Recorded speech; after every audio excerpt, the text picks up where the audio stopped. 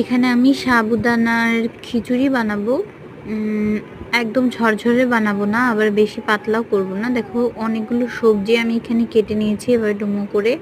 চাল কুমড়া আছে, মিষ্টি কুমড়া আছে, সজনে আছে, বিট, গাজর, আলু আছে, ছোট আলুগুলো। তো সবই আমি সেদ্ধ করে, দেখো অনেকটা সেদ্ধ হয়ে এসছে।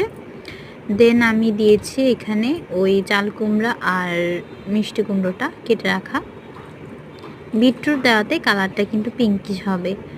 তো দেখো ধুয়ে ভিজিয়ে রাখা সাবুদানা, ছোট দানাগুলো যেগুলো ইসকনের হয় ওটাই নেওয়ার চেষ্টা করবে একাদশীতে, কেননা বাহিরেরগুলো ওগুলোতে ময়দা মিক্স থাকে, তো ওই জন্য। আর দেখো এখানে আমি সানফ্লাওয়ার অয়েলে এখানে আমি ফোড়ন দিয়ে দিচ্ছি খিচুড়িটাকে, আর জিরে ধনে গুঁড়ো দিয়ে দিলাম।